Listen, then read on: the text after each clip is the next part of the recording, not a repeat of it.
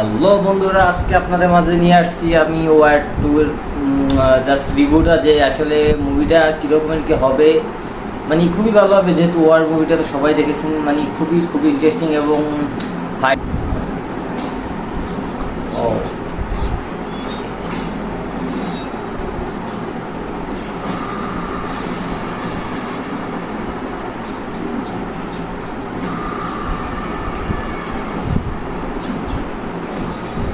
Fighting অ্যাকশনটা তো সেই নিয়ে আসছে দুনিয়া এন্ডিং নিয়ে।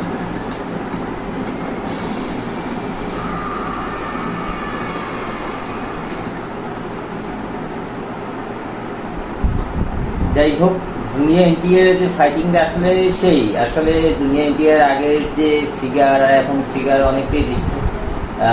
আগে মানে একটু ফ্যাট বেশি ছিল, কিন্তু এখন ফ্যাটটা কমিয়ে মনে করেন মানে পুরা হিরো। এখন বোঝা যাচ্ছে যে ও হিরো।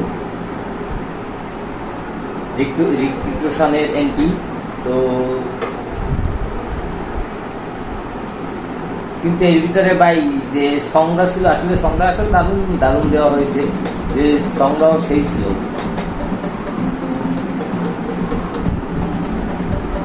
সব ঠিক আছে ভাই, বেশি লাগতেছে আমার কাছে।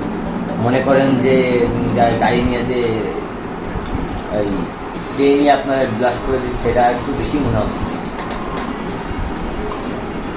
যাই হোক, তাও তাদের দুজনের ভিতরে যে ফাইটিংটা আসলে খুবই খুবই খুবই সেই হয়েছে এবং ড্যান্সিংটা আসলে ভালো ভালো আসছে।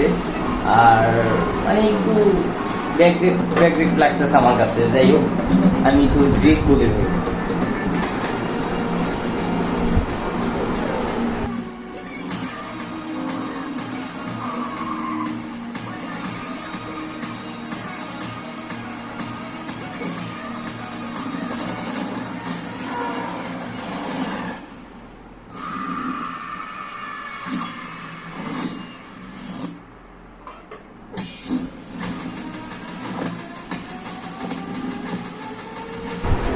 তো ভালোই হয়েছে ওয়ার টুটা। আশা করি সবাই দেখবেন যখন রিলিজ হবে। রিলিজ হওয়ার পরে সবাই জানাবেন যে আসলে এটা কীরকমের কী হয়েছে।